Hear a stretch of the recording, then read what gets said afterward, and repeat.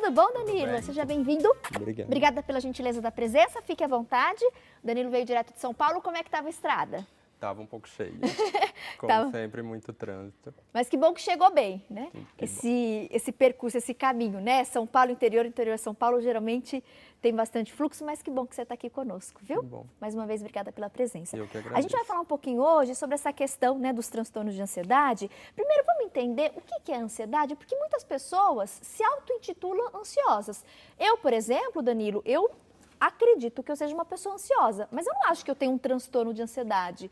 Mas em alguns momentos eu me sinto bastante ansiosa. Então, o que é essa ansiedade? E em que ponto ela começa a se tornar um problema? A ansiedade é um sentimento natural do ser humano. Ela é uma espécie de preocupação que a gente tem com o que está por vir. É uma ansiedade antecipatória. Isso é um sentimento positivo porque me motiva a correr atrás do que está por vir. Ela deixa de ser um sentimento natural e passa a ser um sentimento patológico como forma de doença quando esse sentimento me incapacita para a minha vida, quando me impede de desenvolver as minhas atividades normalmente. A hora que essa ansiedade começar a me limitar, aí é um Ela é problema. o ponto que ela se torna doença. Perfeito. Nós temos alguns sinais de ansiedade que eu queria pontuar para você de casa. Preste atenção nessa tela que nós preparamos para vocês, né? Os transtornos de ansiedade, aí os sinais de ansiedade. Enxergar perigo em tudo, assaltar a geladeira, né? Ou descontar a preocupação no docinho, na comida. Isso é muito comum, inclusive. Alterações de sono, sofrer com tensão muscular, ter medo de falar em público, preocupar-se em excesso, ficar à beira de um ataque de nervos. Todos esses são sinais que vale a pena você se observar e observar as pessoas próximas, porque apresentando esses sinais, vale a pena procurar um especialista. Com certeza. Tem alguma coisa ali que está desajustada, né? Com certeza. A ansiedade ela é marcada por uma preocupação irracional com tudo. Eu posso me preocupar com as minhas contas do final do mês, mas isso não pode me tirar o sono, me deixar a ponto de não conseguir me concentrar nas outras coisas. Então, a gente fala em sintomas físicos e psicológicos, sendo os físicos dores no corpo, Tem pessoas dores que de chegam a cabeça, sentir, né? Dor muscular. Não consegue dormir pensando, né, no porque que a tem que fazer, tensão no é que vai tão acontecer. grande que a musculatura fica contraída e essa contração contínua provoca a dor. Então, quando a gente tem esse tipo de sintomatologia, é um sinal que alguma coisa não está certa, que eu preciso procurar um psicólogo, um psiquiatra e ter esse tipo de apoio psicológico em relação ao sintoma. Temos mais alguns sinais que eu queria muito que você de casa aí prestasse atenção. Nossa segunda tela, olhem só. Então, seguindo, né, os sinais, conviver com medos irracionais, apresentar inquietação constante, ficar muito tempo, né, calado, sofrer com sintomas físicos, nós citamos aqui, né, na entrevista já algumas coisinhas, o pensamento obsessivo, perfeccionismo e problemas digestivos. O excesso da ansiedade, esses picos de ansiedade, podem inclusive causar aí problemas digestivos. Sim, sim. Em relação a problemas digestivos, a gente tem uma doença em gastroenterologia que se chama síndrome do intestino irritável, que é bem relacionada à constipação ou diarreia em virtude de sintomas ansiosos ou depressivos. Então, isso é uma amostra de como a saúde mental pode interferir na saúde física do indivíduo, com esses sintomas físicos, né? O que a gente fala em relação a medos irracionais, a essa preocupação, difere de pânico e ansiedade.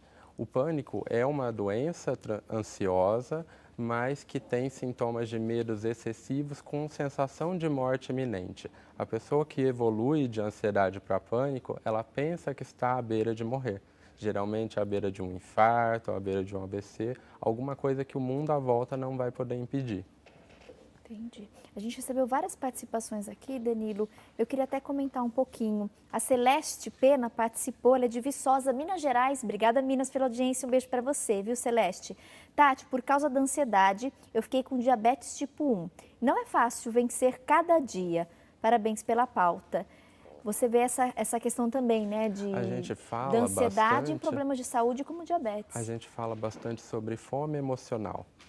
Às vezes eu tento suprir aquilo que me falta, aquele alento, aquela tranquilidade com comida, porque comer libera endorfinas, libera serotonina O e me dá a doce, sensação de principalmente, prazer, né? principalmente doce, que leva ao diabetes.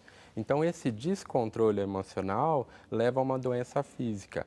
A OMS fala que até 2030 as doenças de saúde mental vão ocupar o primeiro lugar em relação a prejuízo global.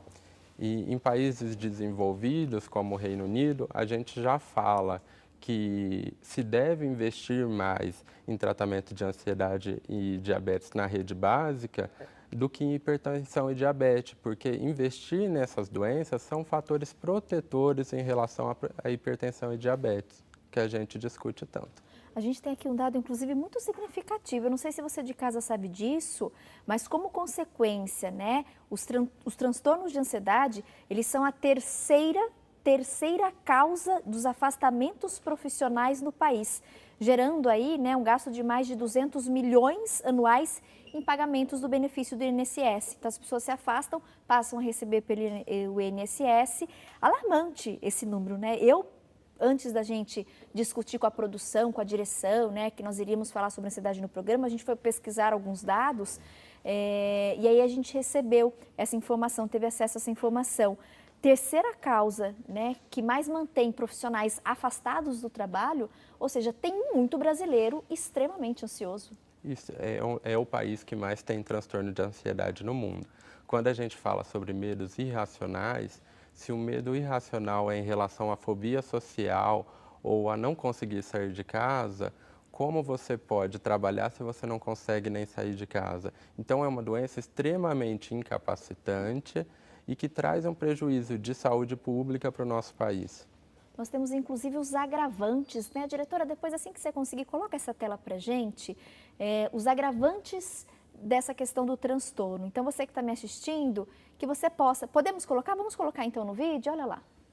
Essa questão dos agravantes, né? O cansaço, o medo. O doutor até comentou, né, Danilo? Contas a pagar, a questão do estresse, problemas do dia a dia, o trabalho, né? Às vezes o excesso de trabalho, os prazos, né, que a gente tem no trabalho ou para quem estuda, administração do tempo, privação do sono, problemas de saúde. Então, tudo isso é agravante para quem tem já aí esse transtorno de ansiedade instalado. Nós temos a participação, a Reuva Sacramento. Obrigada, viu, Reuva, pela sua mensagem.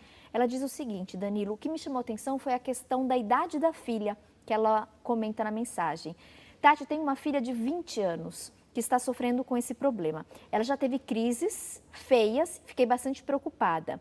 Ela fica com a respiração ofegante e chega a sentir palpitações. E ela perguntou, isso com certeza não é normal. Ela começou recentemente o acompanhamento com uma psicóloga. Acho que está no caminho certo, né, Danilo? Já foi procurar um profissional.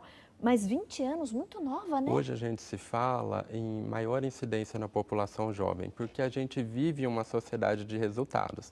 Eu preciso ter um curso superior, eu preciso ser bem-sucedido para ter uma aprovação social.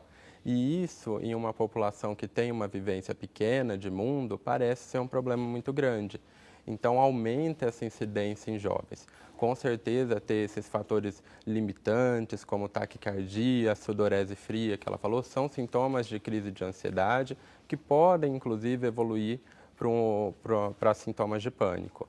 Mas o que a gente tem que se atentar é para o tratamento, para o apoio psicológico e, muitas vezes, medicamentoso, que é necessário para controlar. A Cláudia Vilera, inclusive, participou. Tati, fiz terapia por 2 anos, aprendi a lidar com os sintomas e hoje eu me sinto bem melhor.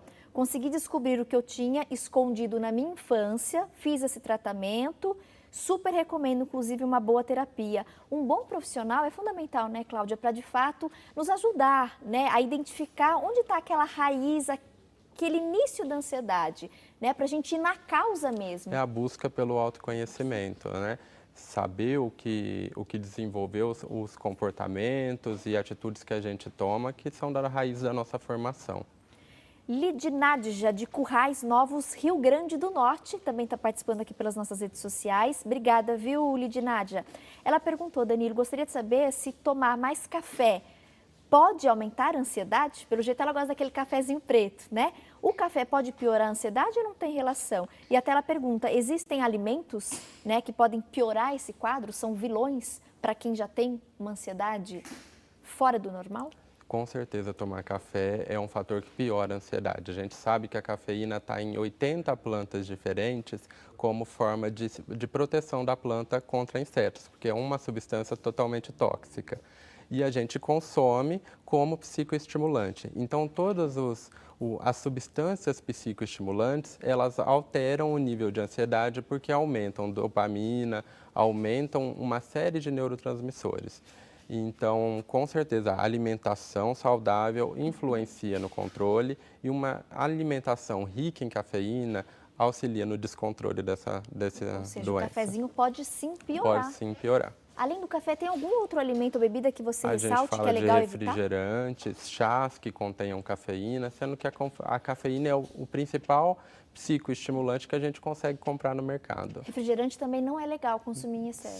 Se esse refrigerante não é legal de consumir em excesso para a saúde, né? toda, mas se esse refrigerante contém a cafeína, isso fica muito mais prejudicial do ponto de vista em saúde mental. Interessante. Daqui a pouco a gente vai continuar falando, entendendo mais sobre essa questão do transtorno de ansiedade. Volto já, tá bom, Danilo? Tá bom.